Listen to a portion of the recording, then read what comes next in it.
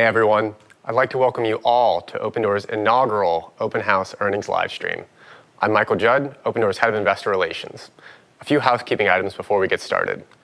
Details of our results and additional management commentary are available in our earnings release, which can be found at investor.opendoor.com. The following discussion contains forward-looking statements within the meaning of the federal securities laws. All statements other than statements of historical fact are statements that could be deemed forward-looking, including, but not limited to, statements regarding Opendoor's financial condition, anticipated financial performance, business strategy and plans, market opportunity and expansion, and management objectives for future operations. These statements are neither promises nor guarantees, and undue reliance should not be placed on them. Such forward-looking statements involve risks and uncertainties that may cause actual results to differ materially from those discussed here. Additional information that could cause actual results to differ from forward-looking statements can be found in the Risk Factors section of Opendoor's most recent annual report on Form 10-K for the year ended December 31st, 2024, as updated by our quarterly report on Form 10-Q for the quarters ended June 30th, 2025 and September 30th, 2025, and other filings with the SEC. Any forward-looking statements made on this webcast, including responses to your questions, are based on management's reasonable current expectations and assumptions as of today, and Opendoor assumes no obligation to update or revise them, whether as a result of new information, future events, or otherwise, except as required by law. The following discussion contains references to certain non-GAAP financial measures. The company believes these non-GAAP financial measures are useful to investors as supplemental operational measurements to evaluate the company's financial performance. For a reconciliation of each of these non-GAAP financial measures to the most directly comparable GAAP metric, please see our website at investor.opendoor.com. With that, let's get into the open house with Kaz and Christy. Good afternoon. My name is Kaz Najatian. I'm a computer nerd turned lawyer turned founder, but I think of myself primarily as a product manager. That's what I've spent most of my career doing, building products and leading teams to build better products faster. I'm not the guy you invite to your place if you want someone to bring to party. I'm the guy you invite to your party if you want someone to fix your Sonos. On my first day at work, I told our team at Opendoor that we're going to make a bunch of changes and that the new Opendoor would look nothing like the old one. And that's because, well, the old Opendoor had kind of lost its way. Before I tell you why I think Opendoor was broken, let me share you one example of the thing that has changed just in the last few weeks, so you can get a sense of the scale of the change. Look, on my first day at work on September 15th, Opendoor had entered into contracts to buy 120 homes in the prior 7 days. By last week of October, that number had risen to 230 homes. In 7 weeks, we nearly doubled our speed of acquisition. I think it's reasonable to ask, how can we move so fast right now when we used to move so goddamn slowly? If you give me a couple minutes, I'd like to tell you what caused the old Opendoor to be so broken. I think this diagnosis will kind of matter in how we rebuild Opendoor. Having been inside the company for just over a month, it's kind of obvious to me that the old Opendoor had just lost faith in the power of software to make selling, buying, and owning a home easier. It just kind of thought of itself as an asset manager trying to predict the economy. And the previous Opendoor also didn't really believe in the power of AI to do anything, much less to make our work less toilsome. When I joined the team, I'm not kidding, there were a dozen people whose only job it was to copy and paste information from PDFs into glorified spreadsheets. The previous Opendoor also didn't really believe in itself. I was genuinely shocked when I found out that one of Opendoor's biggest expenses in the first half of this year was millions of dollars paid to a well-known consulting firm to tell Opendoor how to do its job. Everywhere I looked in my first 30 days, I found consultants making decisions that should have been made by executives. Finally, the previous Opendoor had become so risk-averse that it no longer really believed in buying and selling homes. If you ignore COVID, we bought fewer homes in Q3 than we have since 2017, when Opendoor was just a tiny startup. Look, in the last few weeks, we've reversed course on all these decisions. We are ditching manager mode, we're now firmly in founder mode. We are refounding this company. This is Opendoor 2.0, and we believe different things. So, what do we believe at Opendoor today? We believe that we have to use all of our energy and every modern tool at our disposal to build products that make homeownership easier and less frictionful. We believe we're a software company, and our leverage comes from engineers writing code. We believe machines are better at pricing assets than humans. We believe AI will empower us to avoid toilful work, and we can have a leaner and more aggressive company. We believe we are here to make hard decisions, and we will never, ever abdicate that responsibility to management consultants. We believe in being operationally excellent, especially in marketing and corporate functions. When I was at Shopify, I insisted that we manage our marketing dollars like a hedge fund would manage its IRR. We're going to do the same thing here. We're going to spend money only on channels that give us great payback, and we're going to stop spray and pray marketing. We believe slowing down buying homes just to buy them at a significant spread is a bad strategy. Look, the only folks who are going to sell their house at a large spread are people who know things that you don't know. They want to get rid of their house as fast as possible. This is the definition of adverse selection.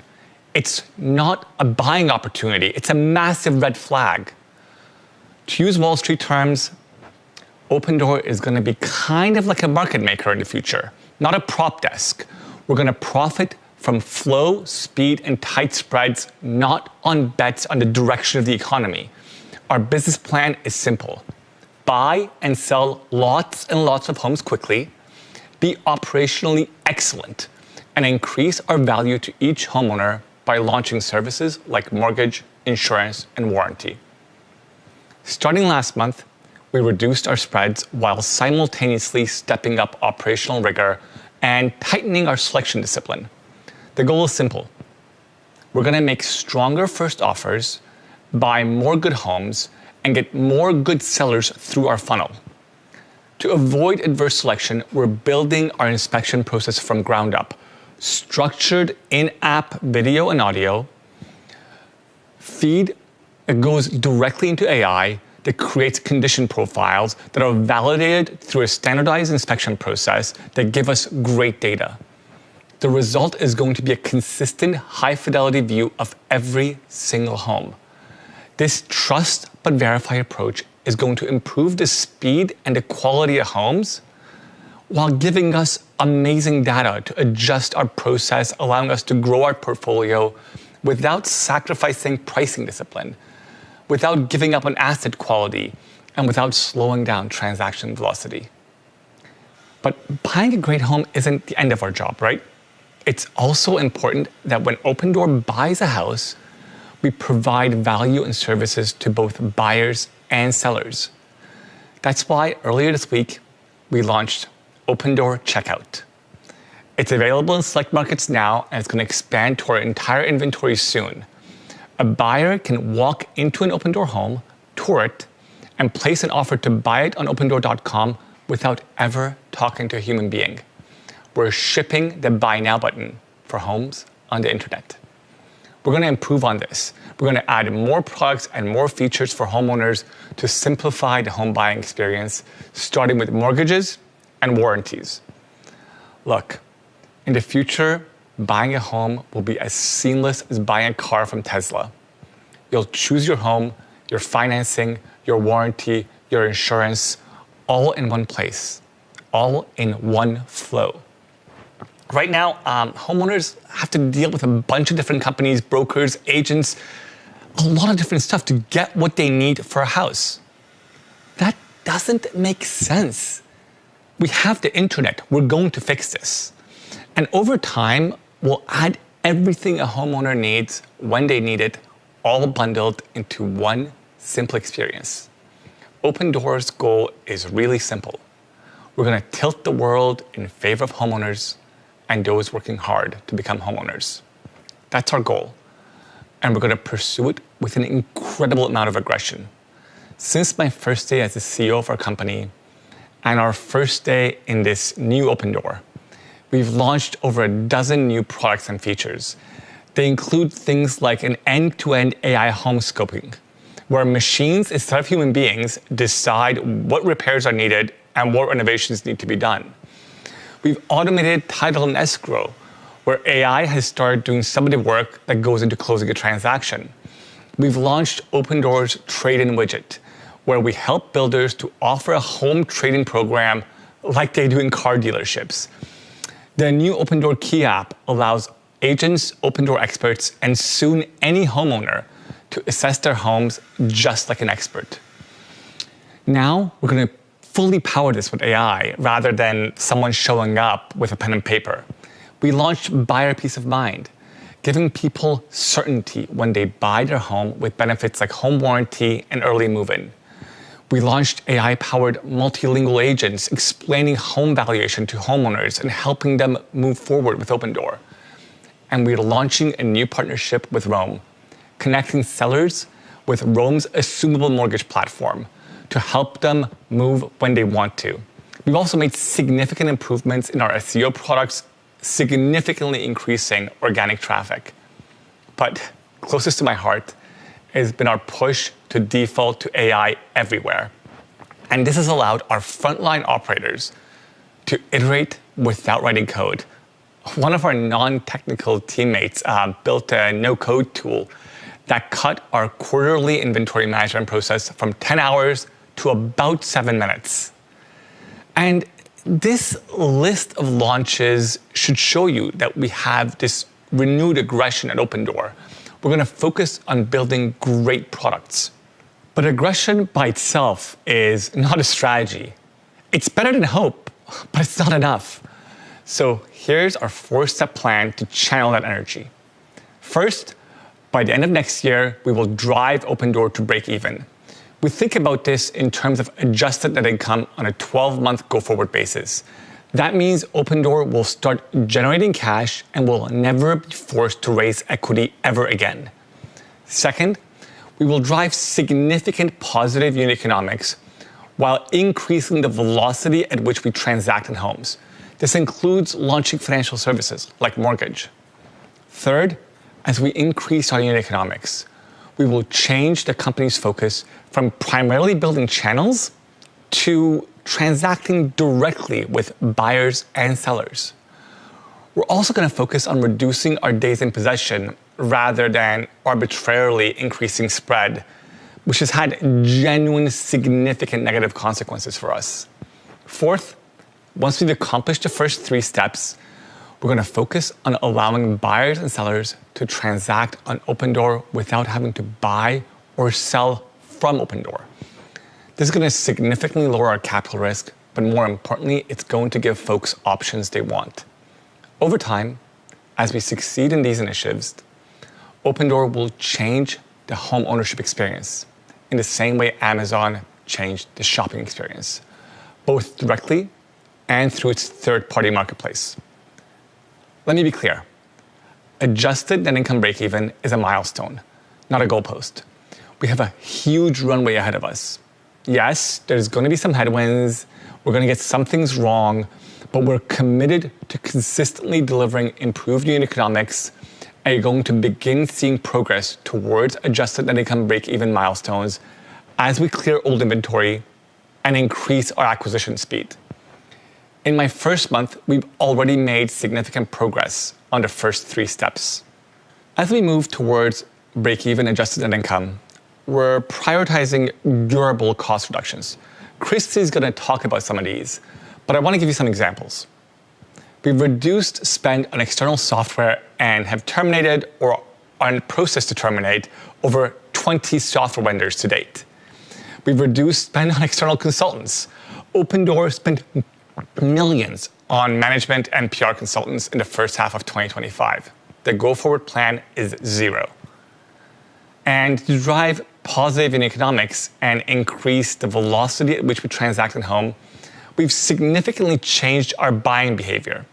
For example, up until mid-October, when someone came to Opendoor.com and typed in their address to sell us their house, we would have up to 11 Opendoor employees in the hot path of that sales contract closing. Today, that number in many of our flows is down to one person. And that one person is there to audit the machine to make sure we don't make unnecessary mistakes in underwriting. In fact, we're now doing almost 750 home assessments per week using AI. It used to take us close to a day from the time we collected artifacts to the time we complete assessments. In our new flows, this takes about 10 minutes. In the last week of September, we entered into contracts to buy 128 homes. In the last week of October, we entered into contracts to buy 230 homes. To accelerate transaction speeds and customer choice, we can now accept a USDC as a payment method for home purchases. And to make the company primarily D2C, we've turned on Opendoor's D2C flow once again. The company had completely shut down almost all of these flows. Look, while we want customers who want experts to be able to work with one, we are once again accepting customers who want to sell us their home directly. Last week, these customers made up over 20% of our total home assessed. And in a test we ran in mid-October on over 2,000 accounts created, we saw that our new D2C totally unoptimized funnel was able to convert 6 times better than the non-D2C funnel. We're far, far from optimizing this, but we believe we have significant opportunity to improve our overall conversion. Okay, that's a lot. Before I hand it off to Christy, I want to spend a minute to talk to you about previous decisions Opendoor made about its capital structure. Because look, I think it's important that you hear from me directly about this. When I took this job, I knew Opendoor needed a balance sheet that was fit for our ambitions. Every home needs a solid foundation, and for us, that's capital. There are aspects of our balance sheet that are just genuinely phenomenal. We have 10 different lending facilities with long-standing partners, some of them as long as 9 years, who've demonstrated their ability to scale with us as we grow. Today, we can finance roughly 5,000 homes all at once and close at almost 100% advance rate at great prices. At our peak, that number was about 20,000, and we're going to get back there. And I'm genuinely confident that we can get there with our lending partners. But they're also part of our capital structure that we're not focused on the long term. They seem to have been designed and driven by fear rather than setting us up to win. To be blunt, when I joined, the balance sheet had a ticking clock. The company had issued convertible notes with an early repayment that could have forced us to repay them in full before the end of this year. That would have been disastrous for the company. And my first priority was to remove this pressure and give us runway to execute on our vision. Let me be clear. I despise dilution. If we issue a share, it has only one job: to make every other share worth more for our existing shareholders. But to give us some breathing room, I made a decision in my first week to use our existing ATM program to raise nearly $200 million. This bought us the time we needed to deal with the notes without a gun to our head. Earlier today, we reached an agreement to retire the majority of these notes. We took the steps we needed to clean up our capital structure, and we now have the balance sheet we need to stop playing defense and start playing offense. But there's a second part to this, and it's about you. We wouldn't be here without you, our shareholders. You believed in the long-term value of this business, even when our capital structure didn't really reflect it. And I don't believe in asking you to stay on this journey without sharing directly in the upside we're creating together. Look, public markets have a long history of taking shareholders for granted. We're not going to do that. In fact, we're going to reverse that. This is why we're issuing a dividend warrant. Each of you will receive 3 series of warrants: Series K, Series A, and Series Z, with exercise prices at 9, 13, and 17. 1 warrant for each series of 30 shares you hold. These warrants are going to cost you nothing, and their value goes up as we make Opendoor into what it can be. We want to be on the same side of the table as our shareholder. We're returning some value to you today. You can sell the warrants as soon as you get them, but I'm hoping that you'll stay along for this ride, that you'll participate in what we are building together.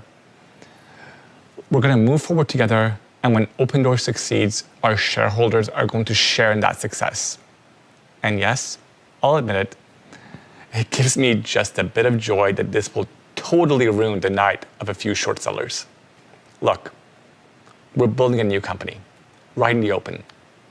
Opendoor 2.0 is committed to its community because we're building and because who we're building for matters. We're going to talk to you the way we talk in the office, in plain English, sometimes with a few cuss words, but always with transparency. Please consider this our clean break from corpo jargon. We're just going to talk to you and tell you when we make mistakes. And we know that this transparency is not a burden, it's a feature of your trust in us. We want to hear from our shareholders, your ideas, your questions, and even product bugs, because we want to fix things fast and build better. If you haven't already seen this, my DMs are open on x.com. I am more bullish today about Opendoor's ability to change home ownership than I was when I took this job.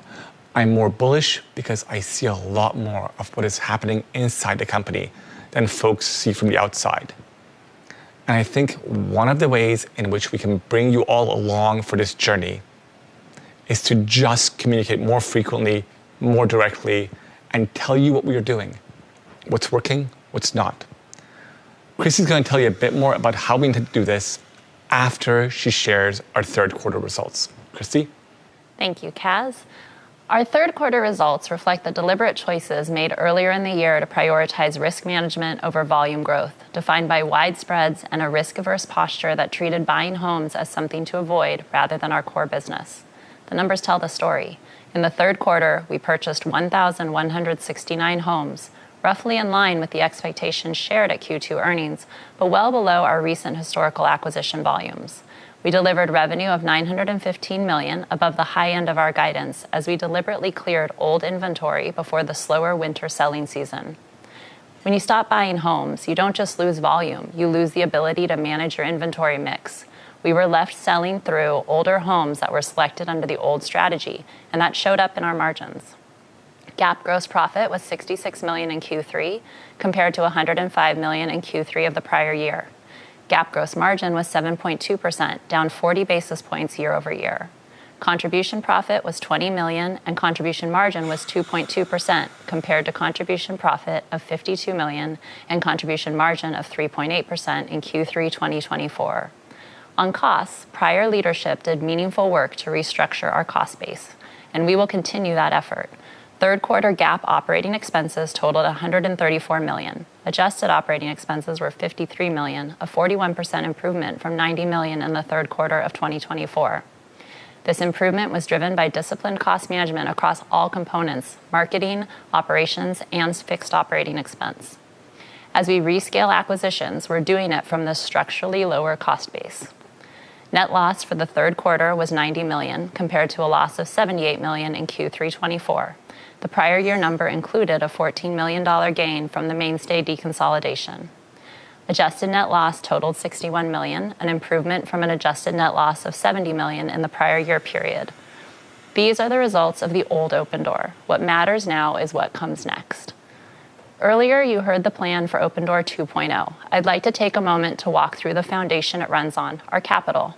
We ended the quarter with $962 million in unrestricted cash and $187 million of equity invested in homes. We held 3,139 homes, representing $1.1 billion in net inventory. We had $7.6 billion in non-recourse asset-backed borrowing capacity, of which total committed borrowing capacity was $1.8 billion. As Kaz mentioned, we have executed 3 substantial capital transactions to set our balance sheet up for the scale ahead. First, the rapid increase in our stock price triggered a condition in our 2030 convertible notes that could have required us to repay the full principal balance in cash during the fourth quarter of 2025. Using our at-the-market or ATM equity program, we proactively raised equity in September 2025, selling 21.6 million shares at a weighted average price per share of $9.26 for nearly $200 million of gross proceeds. Second, today we refinanced a substantial portion of the 2030 notes with equity. As a reminder, these notes bear interest at a 7% annual rate. The combination of these two transactions add meaningful liquidity to our balance sheet, reduce our cash interest costs, and provide enhanced financial flexibility. Third, to align Opendoor's upside with all shareholders, our board declared a pro rata warrant dividend. Every shareholder will receive 3 series of freely tradable warrants for every 30 common shares held as of the November 18th record date, with exercise prices of $9, $13, and $17. Zooming out, we believe we have the right capital setup for the Opendoor 2.0 operating model: higher volumes, faster turns, tighter spreads, and more products to serve homeowners. Now let me tell you how we're executing against that model and how you can hold us accountable. We are targeting to reach adjusted net income profitability by the end of 2026, measured on a forward 12-month basis. To get there, we're focused on 3 key management objectives that we monitor internally. For each objective, I want to frame for you why this matters, what we're doing, and how you can hold us accountable. First, scale high-quality acquisitions. More volume means more revenue from transactions and ancillary services, plus better leverage of our cost base. Further, market concentration creates a flywheel. When we own meaningful share in a market, we attract more inventory, which attracts more buyers, which attracts more sellers. We have multiple initiatives underway to drive this growth. Most importantly, as Kaz described earlier, we started reducing our average spread while increasing our operational rigor in selection. Stronger offers for high-velocity, high-quality homes, discipline on higher-risk homes. We're pairing that with AI-driven scoping and standardized pre-offer inspections to raise conversion and cut time and costs from offer to acquisition. You can track our progress against our acquisition goals through the end of 2026 on our new dashboard at accountable.opendoor.com. Individual weeks will fluctuate. Holidays, weather, local market events will be focused on the trajectory over time. Second, improve unit economics and resale velocity. Speed and profitability per transaction enable us to build a sustainable business while enduring macroeconomic changes. Higher profitability per transaction gives us the ability to decrease the spreads embedded in our offers, leading to more acquisitions. This objective is supported by our tailored spread framework. By pricing more aggressively for high-quality, faster-selling homes and maintaining discipline on higher-risk assets, we expect our acquisition mix to skew toward more marketable homes that need less repair and renovation. We expect this to shorten the time from acquisition to listing and days on market, thereby reducing our holding costs. Second, we are innovating at an incredible pace with a renewed focus on execution and a culture of challenging everything to be better.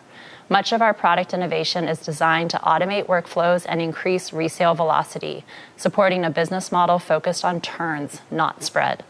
You can hold us accountable to improving resale velocity by tracking the percentage of Opendoor homes on the market for greater than 120 days, which we report quarterly in our 10-Q.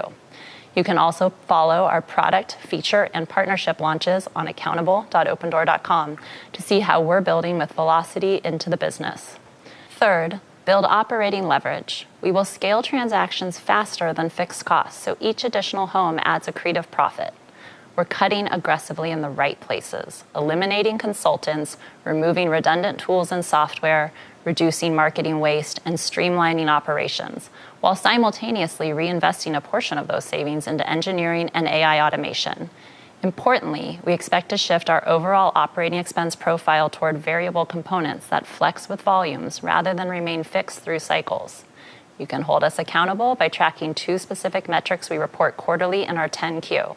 Fixed operating expenses should hold relatively steady as we rescale volumes, and trailing 12-month operations expense as a percentage of trailing 12-month revenue should hold relatively steady or decrease over time. These 3 objectives are the foundation of our path to profitability, and we're building in the open so you can track our progress along the way. Turning to our outlook, Our guidance is going to look different than what you've seen in previous quarters. Our business is changing rapidly. Just in the past few weeks, our acquisition contract speed increased by nearly 2x. We're focused on execution and outcomes, not on benchmarking every turn during a transformation of this scale. Our results in the upcoming quarter are largely the outcome of us managing decisions that were made several months ago. We're focused now on making the right long-term decisions for the business, not managing to short-term guidance. What matters and what we want to be held accountable for are the actions we take from here and the results they drive over time. Our destination is clear: adjusted net income profitability by the end of next year, measured on a 12-month go-forward basis. We've already seen the levers in this business work. You can't build a break-even business in a spreadsheet. You build it by shipping product, operating with discipline, and learning from the market. For the near term, I will provide you with these guideposts. Acquisition rescaling. We're committed to rescaling acquisition volumes. We expect fourth quarter 2025 acquisitions to increase by at least 35% from Q3 as our product launches and pricing strategy changes take hold. You can track our weekly acquisition progress at accountable.opendoor.com. Revenue. We expect Q4 revenue to be higher from the outlook we provided at Q2 earnings, but decrease approximately 35% quarter over quarter due to low inventory levels from Q3's reduced acquisition volumes.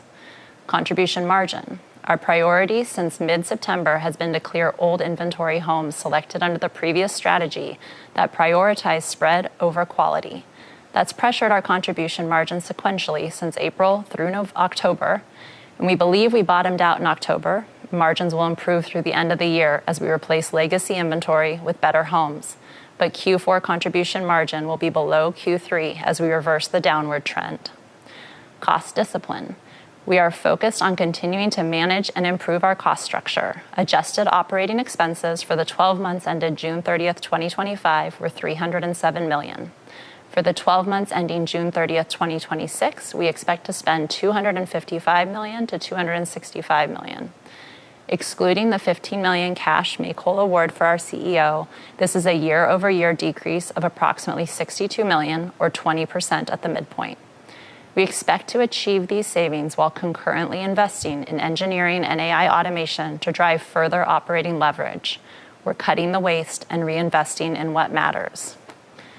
Finally, adjusted EBITDA. Given the near-term margin pressure as we clear old inventory, we expect Q4 2025 adjusted EBITDA loss in the high $40 millions to mid $50 millions. We're building Opendoor 2.0 in the open, holding ourselves accountable to measurable objectives and giving you the transparency to track our progress. The journey won't be perfectly linear, but our conviction in the destination and in the levers that get us there is unwavering. With that, Michael, I'll turn it over to you for questions. Great. Thanks, Christy. Our first question comes to us from video submission from Vlad Tenev. What's up, Kaz? By the way, we're super pumped that you guys are streaming live to retail on Robinhood.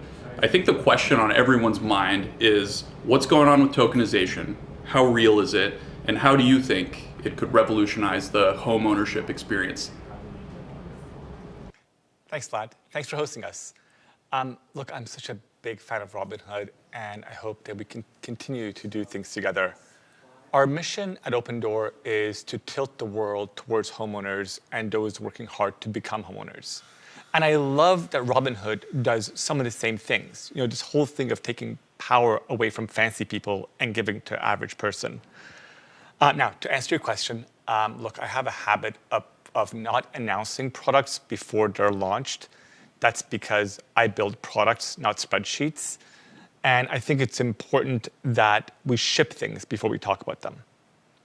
And I don't want to say we're going to do this next week, but I genuinely can't imagine a future where real estate's not tokenized.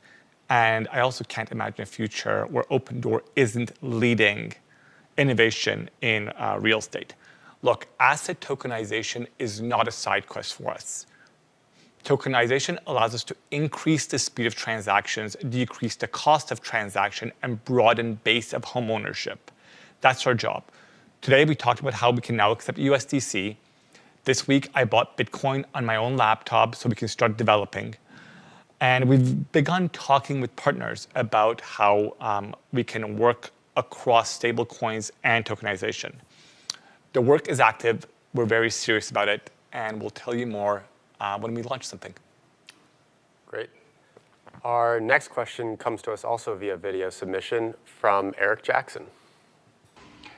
Hi, Kaz. Eric Jackson, welcome. On behalf of the entire Open Army, we are thrilled to have you here leading the charge. I have two questions. Can you say specifically what the headcount is now at the company? I believe it was 1,407 over the summer. And second, can you say more about the revenue opportunities that you see around iBuying? Do you expect to add mortgage and title and other ancillary services?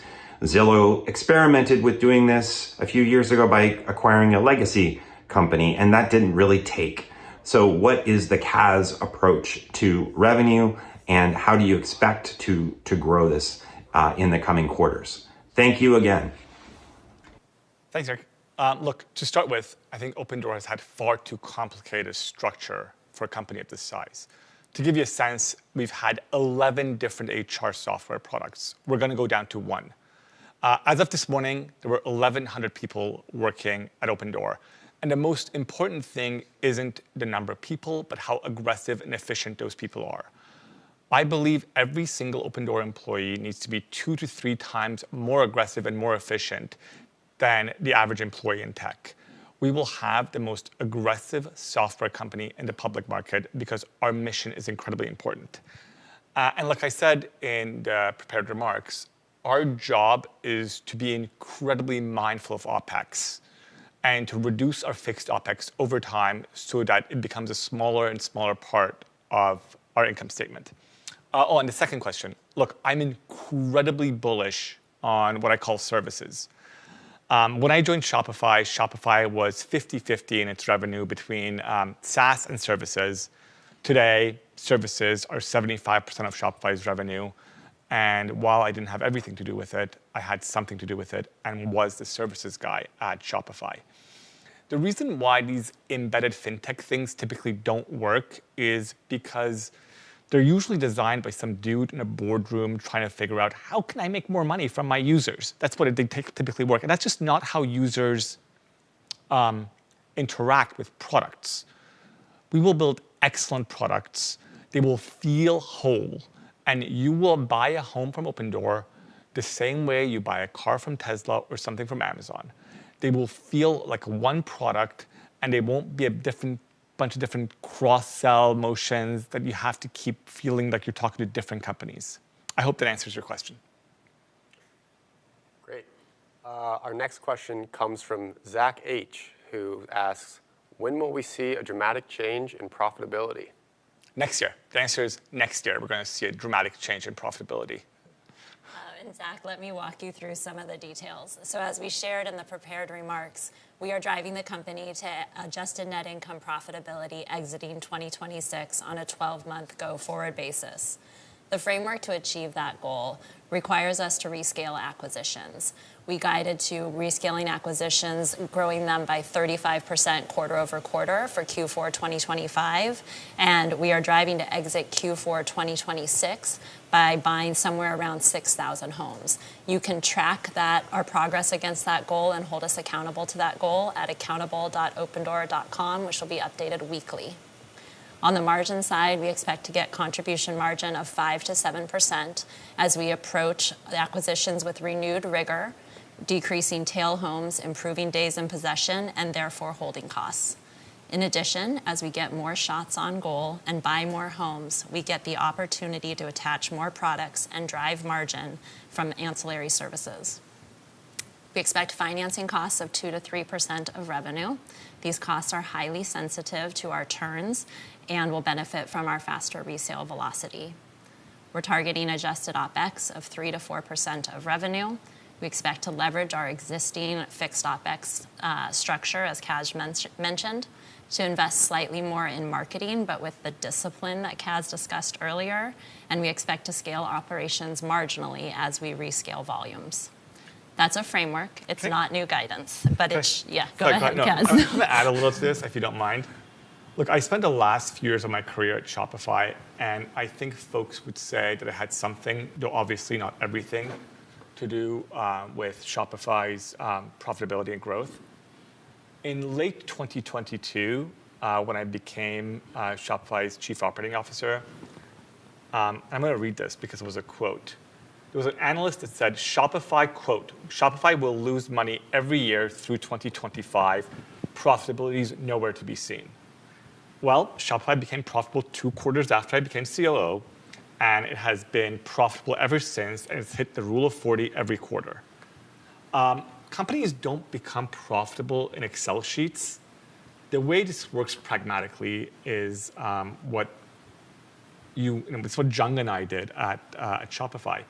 You create a list of projects, you put odds of success against each of them, and you execute every single day. At Shopify, we had a few dozen of these. 3 or 4 of them ended up really mattering. And we have the same list here. We have a list of projects, and the reason I say we're going to drive to profitability is because this is not a passive thing. It's not just going to happen to us. We know what we are going to do. We're going to take those actions, and we're going to exit 2026 A&I profitable on a go-forward basis. Sorry, I cut you off. That's great. Great. Our next question comes to us from Victoria B. Short sellers keep attacking Opendoor, spreading negativity, and driving the stock down despite strong progress. What's your strategy as CEO to fight these daily short selling pressures, protect shareholders, and make sure the market sees Opendoor's true strength? Look, I care a great deal about our average shareholder. And you've seen us do some things today to help align us to our average shareholder. Having said that, I don't spend that much of my time thinking about short sellers. I never worked on Wall Street, and I generally don't understand why these people do what they do. It just seems deeply boring and just bad for the soul. I mostly just pity them. They don't really build anything. Look, we run the company for long-term owners, not for people that bet against us every week. And what matters to us is execution week in, week out. How fast we buy and sell homes, how operationally excellent we are, how we turn over inventory. And I think the best way to deal with short sellers is just prove them wrong through numbers. Every quarter, we're going to improve unit economics. Every quarter, we're going to get better. Every week, we're going to show you the numbers.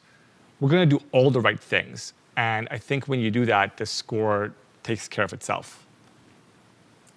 Great. Our next question comes from Dae Lee from JP Morgan. How do you define Open's identity? What do you see as its biggest strength? And how will you leverage that to achieve sustainable growth and profitability as Open navigates the currently depressed housing market and longer term? That's a great question. I'll take it first if you don't mind. Look, Opendoor is a software company. We're not a hedge fund waiting for macro to turn around. That's not our job. Our job is to help people sell, buy, and own homes. And our leverage comes from building excellent products. And you do that by writing excellent code. So that's the largest source of our leverage, right? Code written by our engineers, data on our databases, and the models we have, and we're improving the value, not just the valuation of home, but dispersion on them and days in possession. And I firmly believe that the best software companies are built in hard times because the times force you to be disciplined, right? You end up having to care about your user more. You end up building deeper integrations that solve more of the problem. So when times get good, you end up having abnormally large profits. I'm very bullish on the company. Just in the last couple of weeks, we've shown we can grow acquisitions relatively quickly. I think we grew 60% on acquisitions just this past week.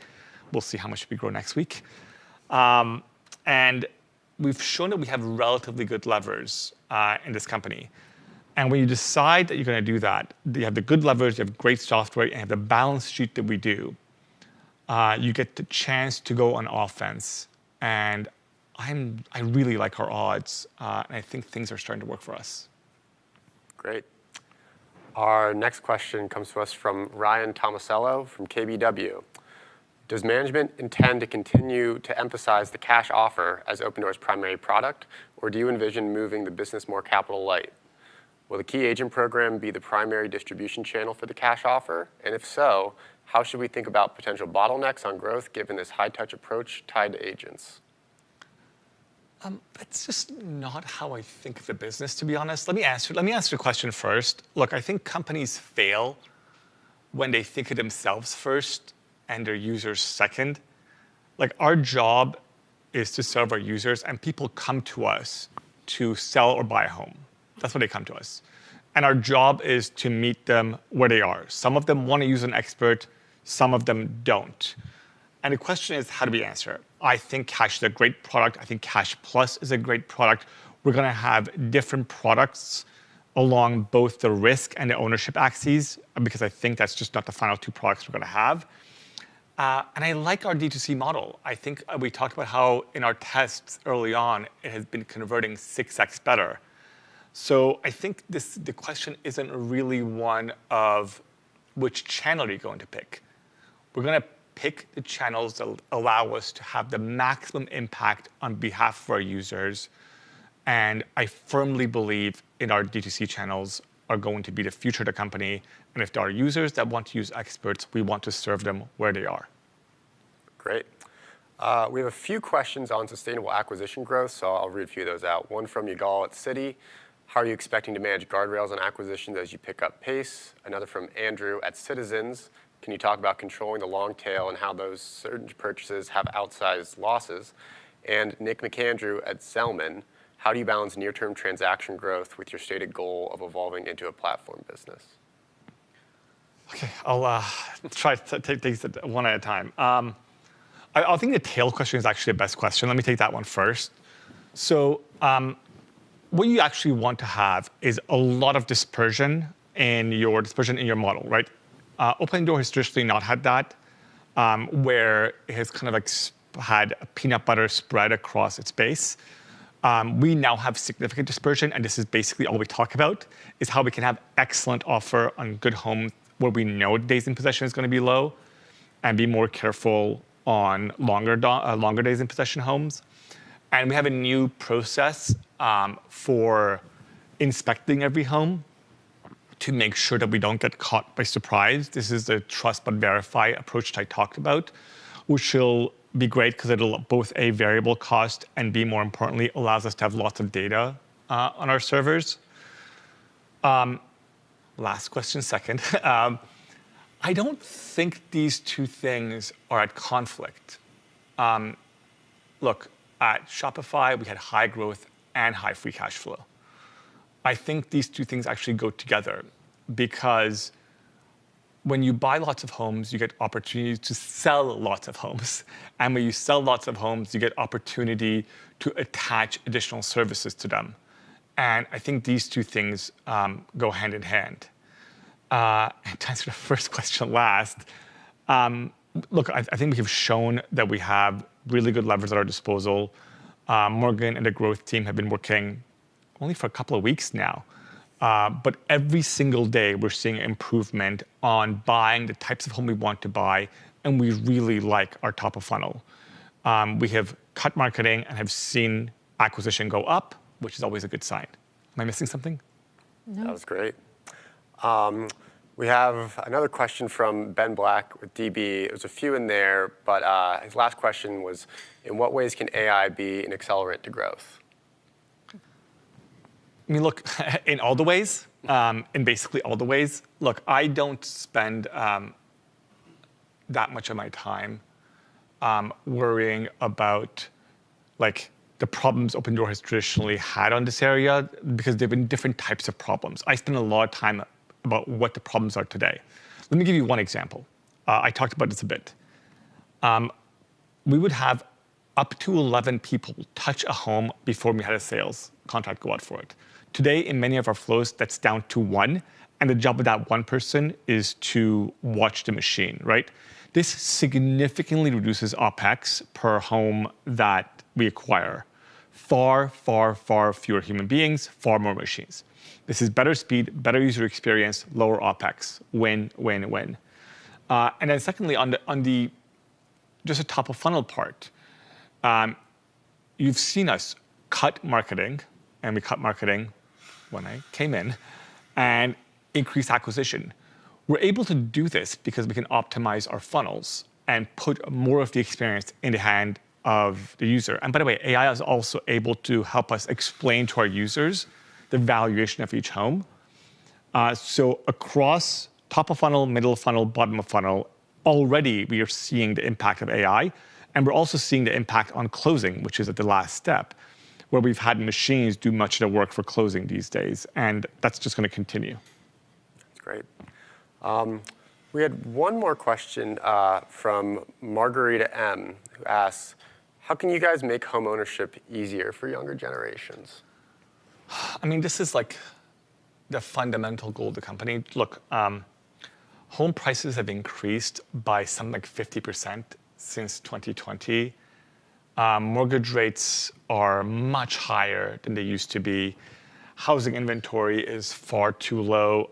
Typical sales taking like 60 plus days, and like 1 in 7 deals are falling through. And the average time for a person to buy a home is almost 40 now. This is just terrible because it's harming our communities, harming our families. And people who want to own are facing real barriers. People feel trapped in their homes because of mortgage rates. This is why we announced our partnership with Rome today. But the enemy really isn't any one group of people or any one company. That's just not how it works. The enemy is the process. There are so many people involved in the process of you buying and selling a home that the costs are just out of hand. And one of the things I'm super excited about is the fact that we can underwrite a home gives us excellent power to underwrite mortgages. And the fact that we can do things that allow you to buy a home earlier, buy a better home earlier, and know that you have the peace of mind to buy it, is going to be a key part of the company's future. But that's the mission, right? Tilt the world towards homeowners and people who are working hard to become homeowners. Great. We're getting close to the top of the hour, so that was our last question. So Kaz, if you have any closing remarks. Yeah, thanks, I appreciate it. Thanks for your question, folks. Look, I spend most of my day in Cursor and GitHub. I don't spend much of my time in spreadsheets. I started writing code on my Commodore 64 when I was 6. And I'm opinionated about what Opendoor's product should look like. We are a product company building software to enable homeownership. And you've seen us launch many products, like dozens of products just in the past few weeks. And you should expect us to do the same. And you should expect us to be operationally excellent and incredibly mindful of your dollars as our shareholders. You're going to see us be accountable. We're going to make mistakes along the way, but at every single step, you're going to see us care deeply about our mission and be transparent as we build. I'm incredibly bullish. I am more bullish today than I was when I took this job, and I think we're going to actually make a change and make a real difference in the future of homeownership in this country. Great. With that, we'll conclude our third quarter open house.